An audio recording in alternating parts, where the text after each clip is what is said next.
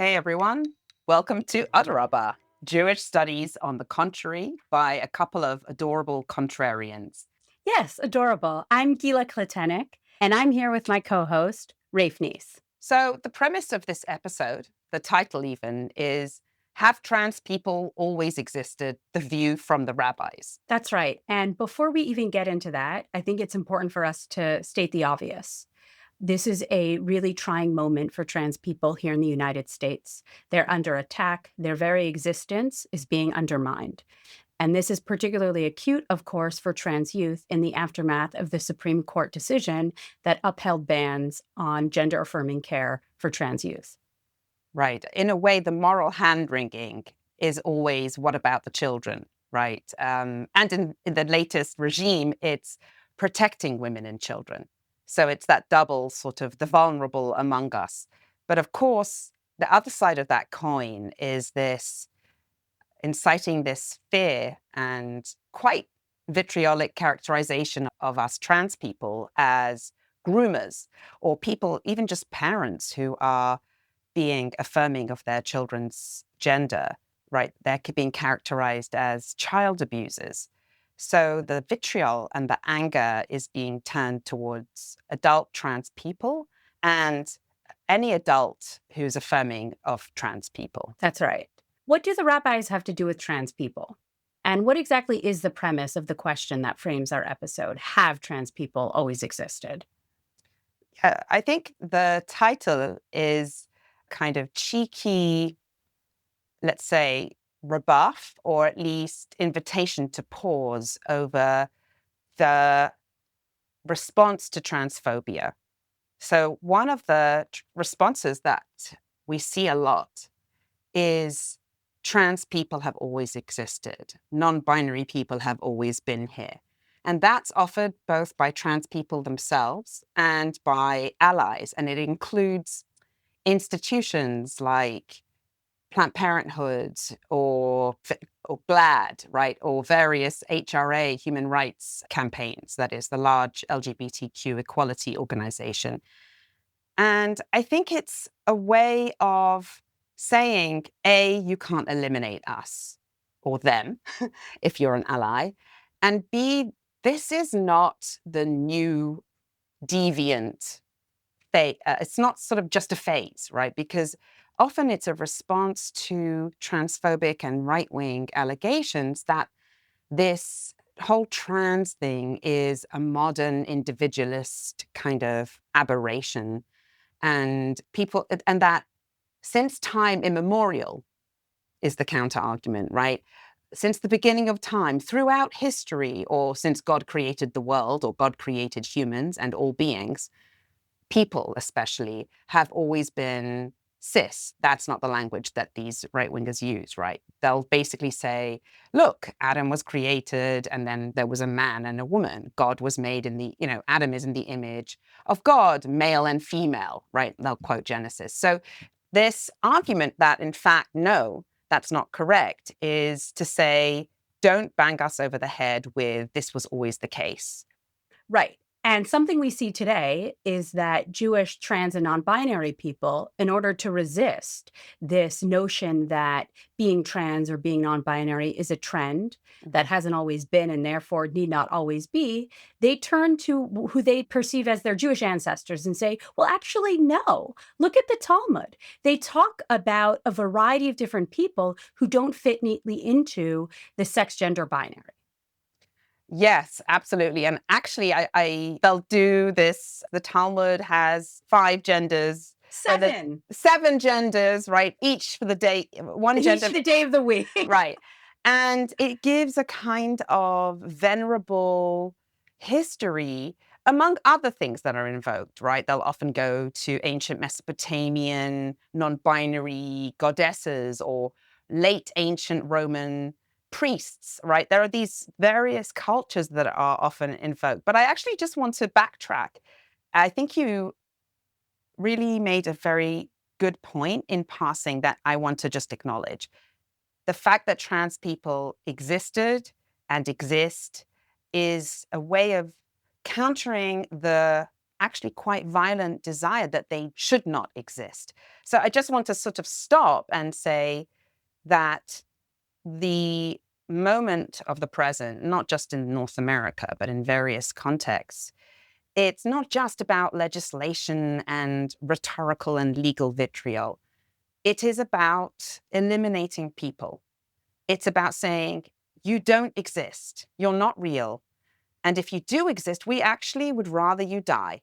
And I'm being very, it may sound very extreme to folks who are actually not aware of the material effects of what it means to not be entitled to medication, to not be entitled to use the toilet, to not be entitled to be in public spaces, to have your papers question your existence. That is, you can't get a proper birth certificate, a passport, you can't access citizenship, right?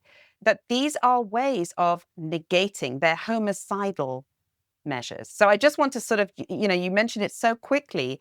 And so I want to say that I do recognize why trans folks and their allies, why we might want to use this rhetoric of existence. Right. And just listening to you, it's reminded me of the fact that, I was raised in a community where the study of rabbinic texts was a daily activity, which meant, on the one hand, that my entire life was organized and regulated by sex gender binary. But it also meant that I was exposed from a very early age to the realization that for the rabbis, the sex gender binary failed in the face of ontological reality, which is to say that the rabbis recognize, as you said, these various genders. Some of them include the Androgynous, the Ilonite. And I say this because people who turn to the rabbis for recognition, I find really powerful. Mm-hmm. And it's something I've always appreciated. But on the other hand, part of me feels that sometimes the enthusiasm outstrips the evidence. Yeah, okay. So that's sort of, in a way, the premise of the episode, I think, right? We're questioning whether trans people have always existed. And we're kind of inviting the rabbis into the conversation, whilst I acknowledge that there is some very interesting material in rabbinic literature. I somehow have trouble with the straightforward claim that trans people have always existed. And so before, just to kind of maybe give the spoiler away right now. Spoiler alert. Yeah. So don't listen. Mute the podcast for the next 20 seconds if you don't want to hear the spoiler alert. I also have trouble with the idea of saying that cis people have always existed. I don't agree with the right wing or the transphobic side either. And sort of that's where my position comes from. But I see what you're saying, that you can, in a way, by bringing in your biography, you're pointing to a kind of paradox, living in a community that sees itself as a rabbinically guided community and is highly sex segregated in some ways, not with 5 different genders. Not yet. I mean, Not maybe yet. one day. That would be but so ideally cool. 7. Yeah, it'd be really cool to have like an Orthodox synagogue with like 7 different partitions or mechitzot, right? With all the different genders sitting there. More than the pizza. Right. But don't worry, only cis men get to say certain things. Of course. Yes. So on the one hand, you're living in this world in which there is a certain dualistic binary opposition that affirms, let's say, male and female.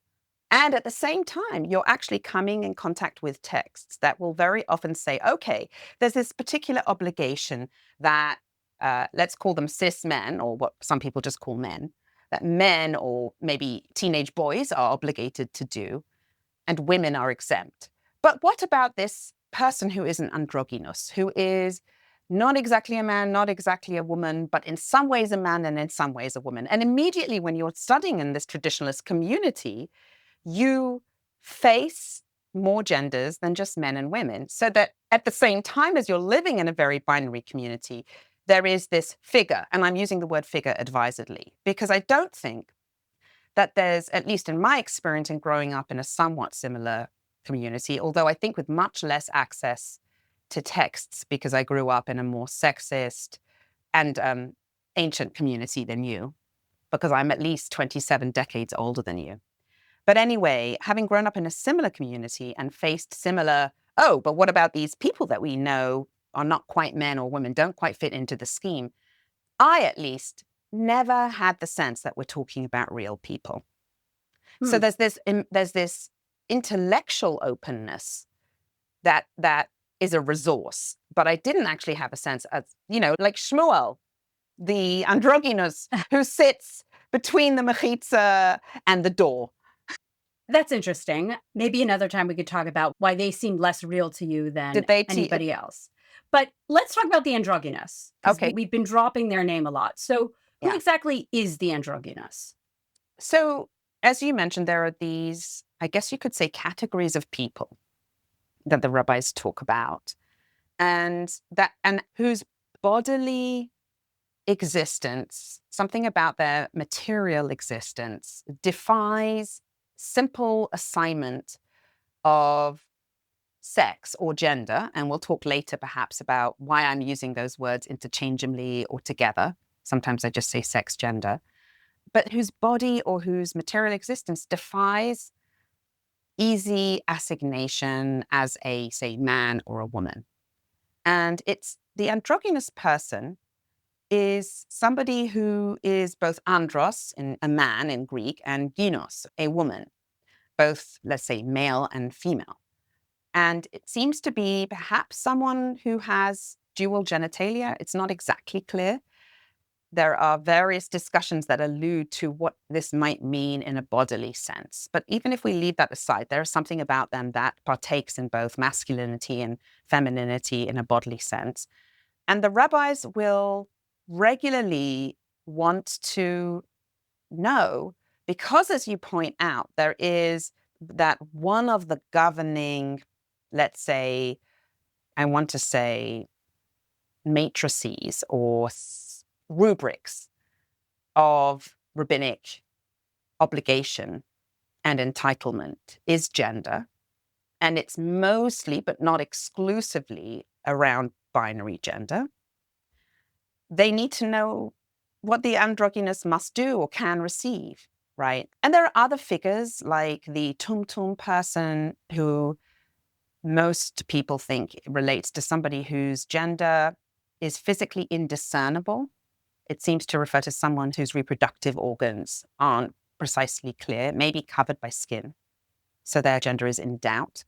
There are people who are in many ways normative, you might say men or women, but are what was historically known as eunuchs. That is, there's some aspect of their body or their reproductive capacities or their transition or the failure to transition into what we would call puberty that makes them not quite men, not quite women. So the saris, the eunuch, the ailonit, which is a kind of woman version of the eunuch, or a kind of femme eunuch, somebody whose voice is very low, perhaps, who doesn't have breasts, perhaps who doesn't produce pubic or underarm hair, right? These are people who don't become properly adult, mature men or women. Okay, so that's the androgynous. And I heard you already talking a bit about obligation. So that reminds me of a Tosefta, so a text that from the 2nd or 3rd century, written in Roman Palestine, contemporaneous with the Mishnah, that is often the go-to spot to talk about an androgynous. Yes. So where the text is basically opening up, trying to understand where to slot the androgynous into, like you said, the matrices of obligation, right? So there are some ways in which the androgynous is ke'anashim, like men, and some ways in which they are kenashim, like women. Yeah. And then, of course, the text continues as there's sort of like these 4, I guess, permutations and combinations. It's very rabbinic. Who would have thought? So, and non-binary in a sense. Yeah, actually, I agree with you. That's exactly how I read that Tosefta. So, yes, there's ways they're like men, and then that goes on to enumerate. And those ways are all pertain to entitlements and obligation that tend to be exclusive to men. There are ways that are like women, similarly. And then there are ways they are like men and women, which is basically like human people. And then there are ways that they are neither like men nor women. Right. And that's actually very interesting. So there's ways in which they're just arguably one might say that that last option, a way in which an androgynous gender is its own thing. It's not just compared to men and women, it's distinctive. And what's fun about this particular source is that it's non-binary in the sense that all these things are true. In that sense, you might even say it's like the androgynous person is multiple.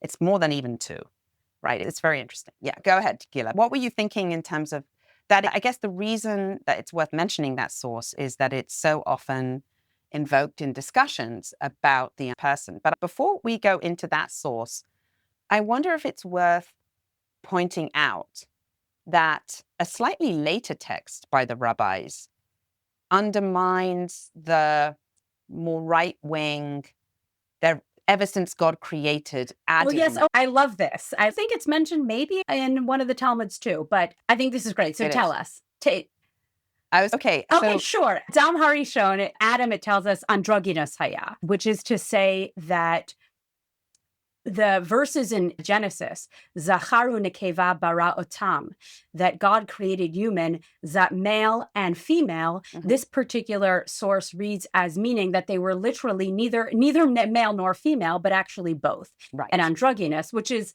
really spectacular because the Christian right wing and actually even Trump, I believe, back in January, invoked Genesis specifically to deny the existence and the veridicality of people who do not fit neatly into sex gender binary. So I kind of love that we have this rabbinic source that actually tells us it's not just like non-binary and trans people have been here all along from the very beginning. The first human was neither male nor female.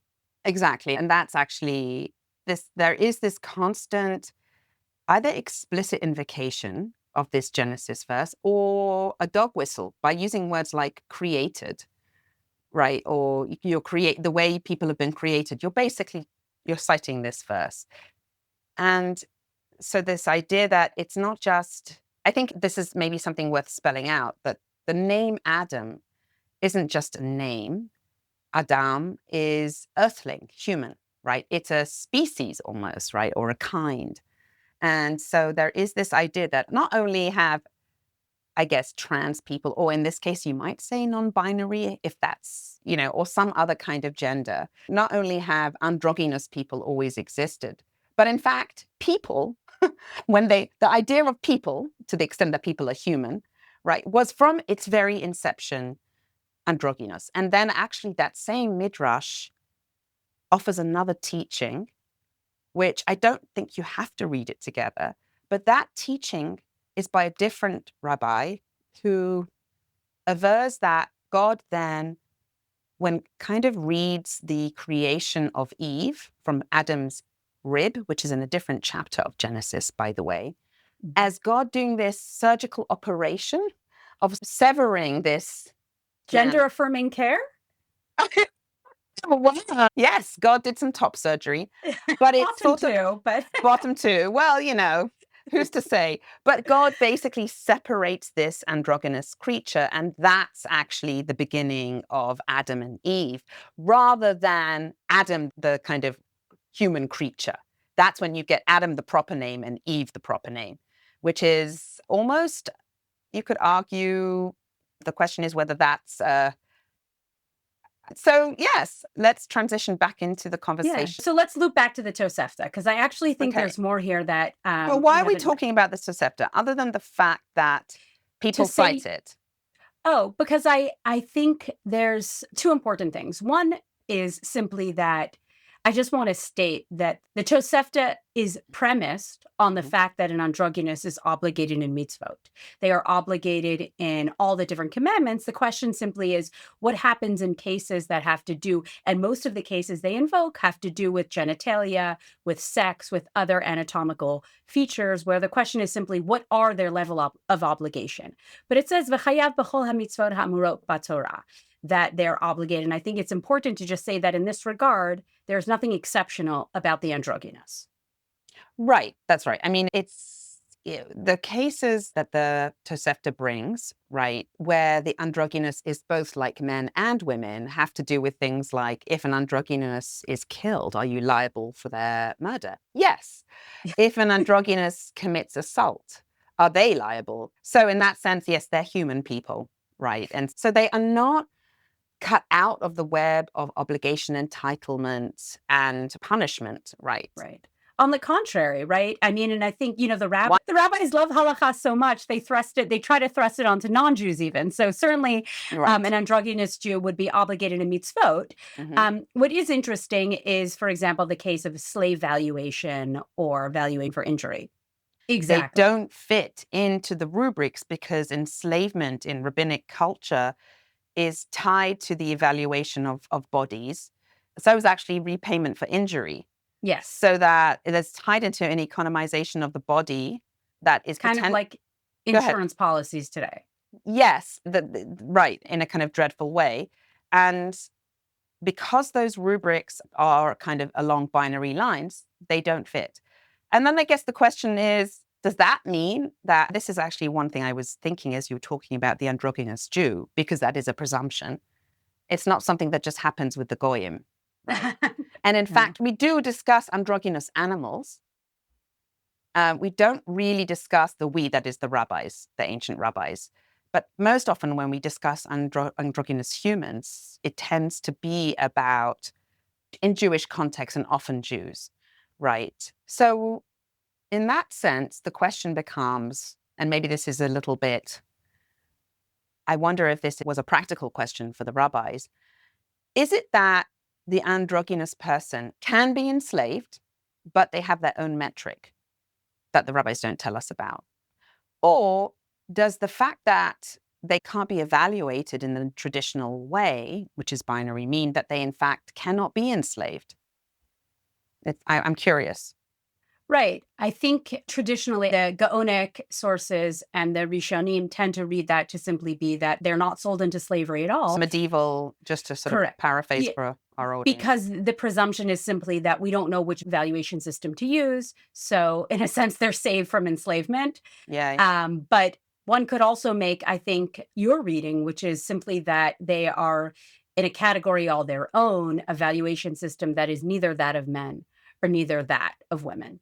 Right. And in fact, at the end of the passage, I think it's Rabbi Yossi. I don't have the source right in front of me, but Rabbi Yossi actually comments and says that something like this. Ultimately, the rabbis were not able, lahachria, to, you could say, determine or squeeze, force. Yeah. It's almost like couldn't slot the androgynous into a box, one box or another. I think it's like I remember that the language is something like im ishu, whether he is a man or isha he, or if she is a woman. So Rabbi Yossi actually uses both pronouns. And that instead, he says, the androgynous is a biryala atzmo, a creature unto themselves, sui generis. So that is that idea that the androgynous is simply, at the end of the day, even if they do have these similarities and differences, is simply their own sex gender.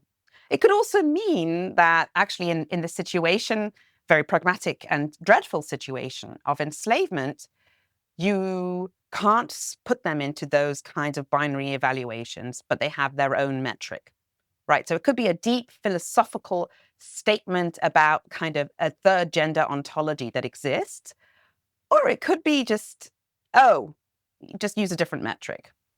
Right.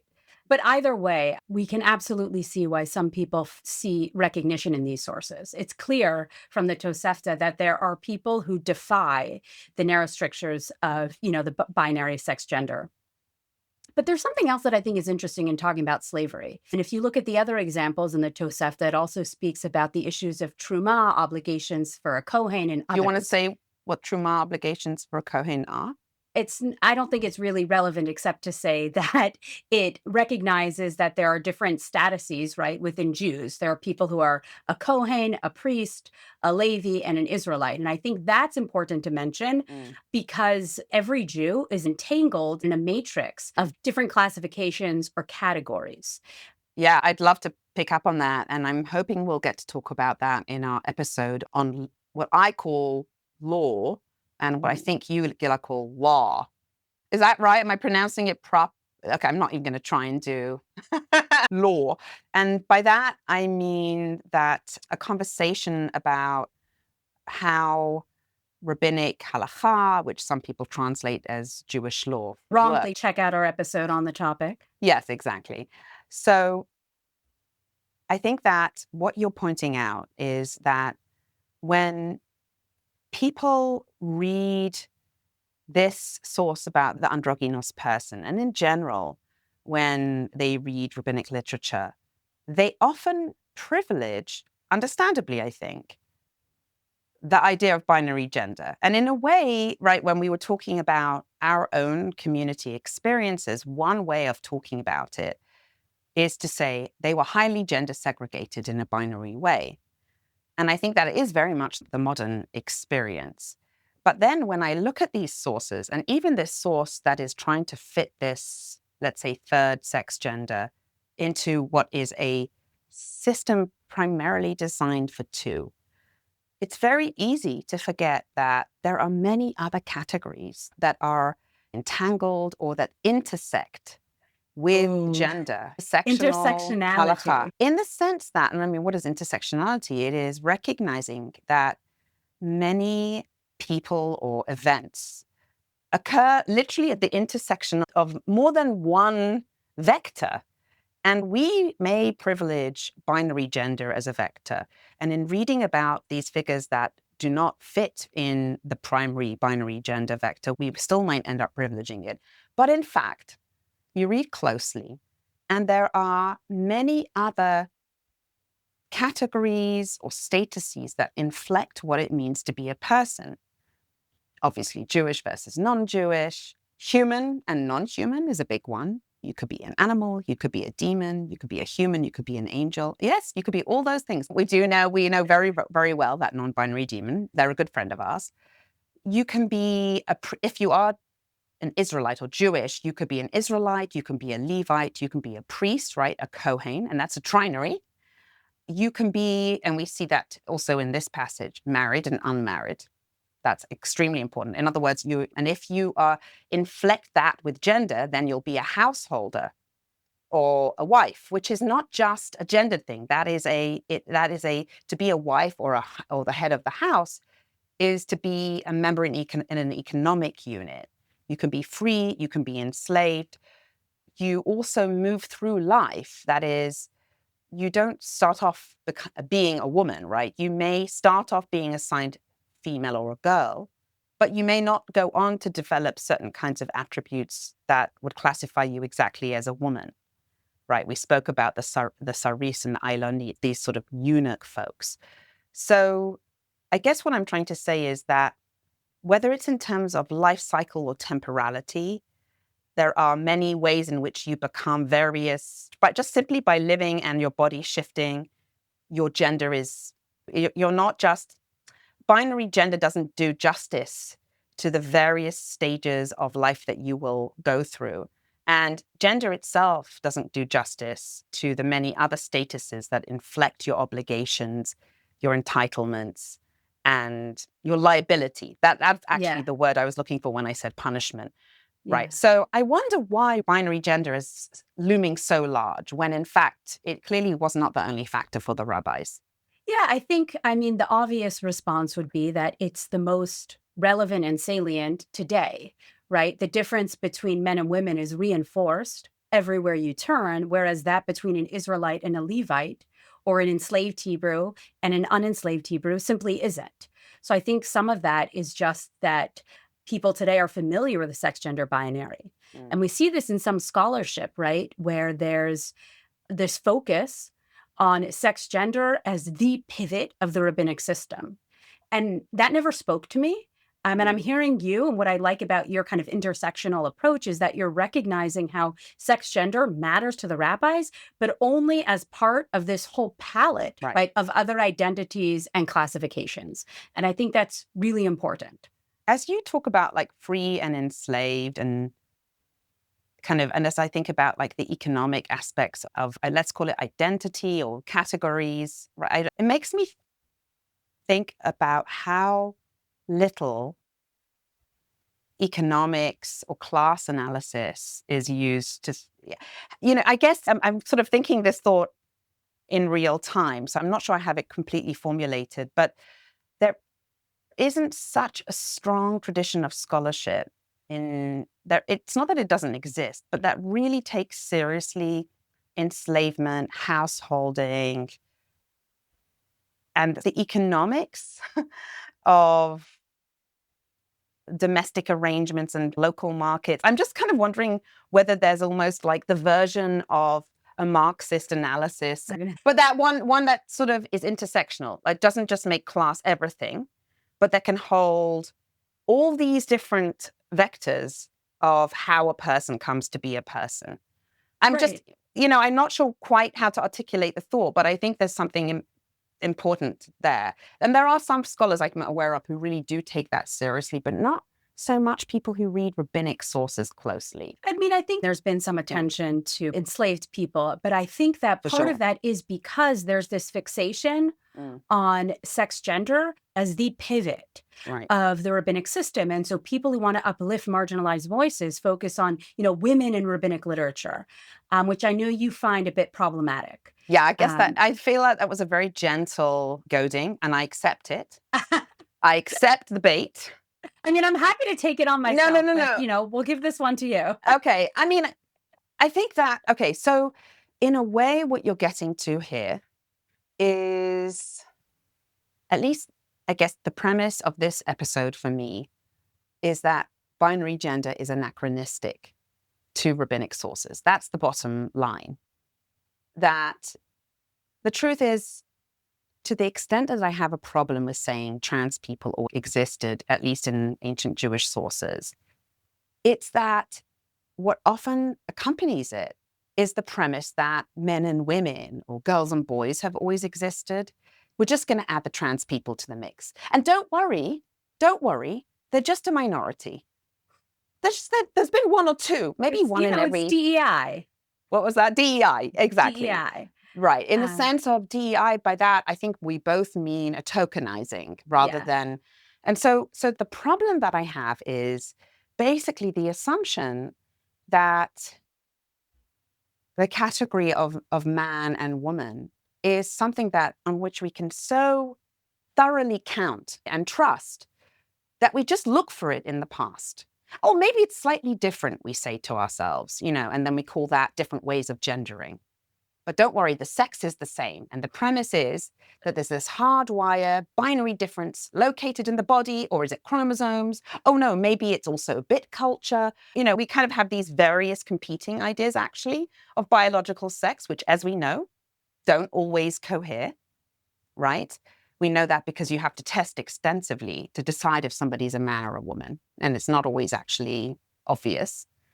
It's hard lahachria. It's hard to fit. Exactly. All right. To determine. Very good. And I guess my trouble is that reinforces the sense of naturalness, the kind of, is that a censorship? No, I think that's censorship because I said the word natural and immediately the censor said, oh, that's an unnatural word. Don't say it, Rafe.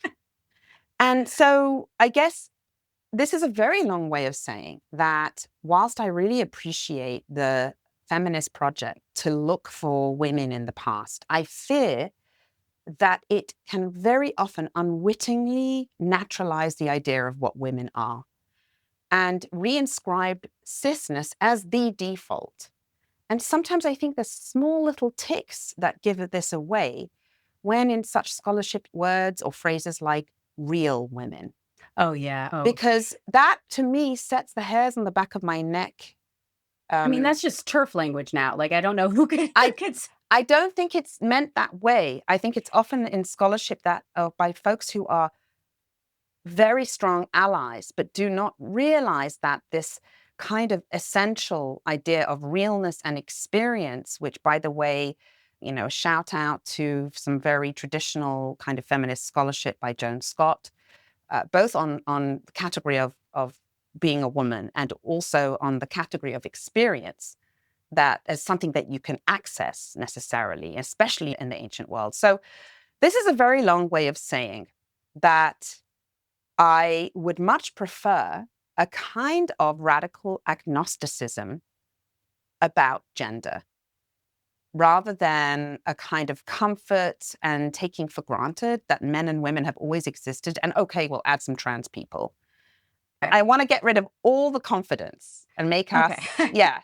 So you're pushing back against the transhistorical notion that there's this transhistorical idea of a man or a woman. Thank you for translating. I'm always happy to be your miturgaman. Nice. But that brings me to what I'm hoping we'll still have time for, which is how actually in your recent book, when a human gives birth to a raven, you take on a particular story, one of my favorites really in rabbinic literature, the story of Rabbi Yohanan and Resh Laqish. And you show how contemporary scholarship is limited by the same exercise, by the ways in which it refracts onto late ancient rabbinic culture certain categories and classifications that are really of our moment. So I'm hoping you could take us through this because I love the story. Sure, very briefly, we're at 45 minutes and I hesitate to bore our listeners, but I will do it. And the worst comes to the worst, we'll cut it out. This is a story in the Babylonian Talmud in Tractate Bava Metzia, and it features a couple of the most cited rabbis of the Babylonian Talmud, Rabbi Yohanan and Resh Laqish. And Shimon ben Laqish. Shimon ben Laqish, thank you. Yeah. Okay. And did I say Resh Laqish? No, you're just, thank you. This is really good. I like this. I'm translating. You're translating. So it's actually a little bit of an extended passage, and I won't rehearse the whole thing, but it begins with Rabbi Yohanan, this figure, announcing how gorgeous they are. Basically saying, I am one of the last remaining beauties of Jerusalem. The beauty queen of Jerusalem, yes, I think is what you mean. The beauty sovereign of Jerusalem. You'll see. It's going to be a very subtle argument. And then there's just sort of a little bit of a really cool and very strange description of what you can do to conjure their beauty, which I won't go into as much as I'm tempted, followed by Rabbi Yohanan announcing, going to sit in front of the mikveh, the ritual bath, which Jewish women would visit and in which they would dip before going to have sex with their husbands at the end of their menstrual cycle, a purity ritual. And they, Rabbi Yohanan would sit in front of them so that as they were coming up from dunking in the waters, they would set their eyes on this beauty sovereign of Jerusalem. And, says Rabbi Yohanan, that way their kids would end up resembling and being as beautiful as Yohanan. And then there's a kind of segue where the rabbis challenge Yohanan, like, is that cool? Aren't you worried about the evil eye? We won't go into that. And then the scene moves. This time we have Rabbi Yohanan dunking, except this time Rabbi Yohanan is swimming in the Jordan River, actually a very dangerous river to swim in, but that's a different matter. Whilst swimming, they are espied by Resh Laqish, Simon, the son of Laqish, who at that point is not a rabbi. And Resh Laqish, Resh Laqish sees the gorgeous young, and then the Talmud says, especially the manuscripts that I follow, that you looked like a woman. It's very straight up. That's what you looked like. So then actually you think back to those ladies who are dipping and then coming out of the waters and seeing this gorgeous person in front of them who looked like a woman. So that's queer. Yeah. So they're obviously like hot for Yohanan, and then they go home maybe and have sex with their husbands and then have children who look like Yohanan, which sounds adultery-ish to me. But coming forward, Resh Laqish sees Yohanan as someone who resembles a woman and jumps in after them, tries to, it seems, assault them, have sex with them, or possibly ask them for their hand in marriage, right? And then Yohanan basically rebuffs Resh Laqish, saying, marry my sister and study Torah with me. This is sort of the mythical encounter that starts the relationship between these two famous rabbis. Right. But I'm noticing that you're calling Rabbi Yohanan they, and you're not calling Rabbi Yohanan him. Mm-hmm. And I just kind of want to... Yeah, quite deliberately. I like translating you, so I'll just translate, right? So a lot of the scholarship portrays Rabbi Yohanan as a man with certain feminine characteristics. Right. And you're refusing that. Yes. Instead, you're calling them they. So am I saying that Yohanan is non-binary? And the answer is not exactly. This is where you might have somebody say non-binary people have always existed and Yohanan is an example. And I would say more power to you. But that's not the move I'm making. I acknowledge that the Hebrew and the Aramaic uses masculine grammatical gender, but I'm not following the grammatical gender that the Hebrew and Aramaic uses in the same way that I don't call table and chairs she and he, because those things are gendered too grammatically in Hebrew and Aramaic. Right. I give myself the license to say they about Yohanan because it's very clear to me that even though I wouldn't say this is what the modern concept of non-binary is, or that Yohanan is intersex, by the way, those are two possibilities.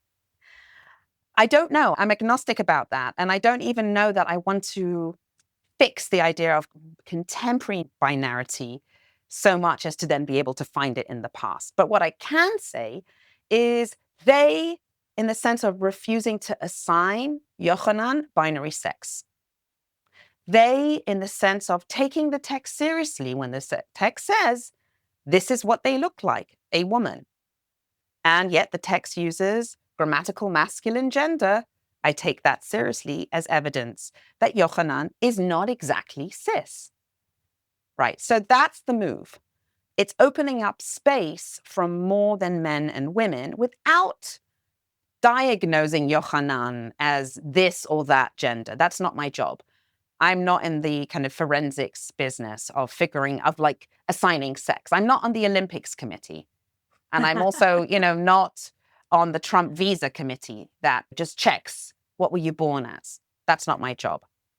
Right. But I think what you are doing is important because Thank you.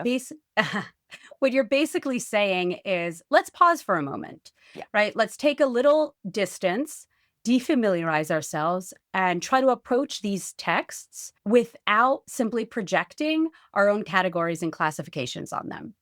And what you're saying is, actually, when we do that, it's not just more complicated, but also so much more interesting, right? What happens if we can now read that story differently without imposing our own categories? And I think this is actually a great way to conclude our first episode, because so much of what we'll be doing in this podcast is an invitation to examine late ancient rabbinic texts, other material culture, other artifacts from the past and the more near present, and see what they allow us, and see how they might open our eyes up to seeing otherwise or to seeing differently. Right. I think that's the perfect ending point.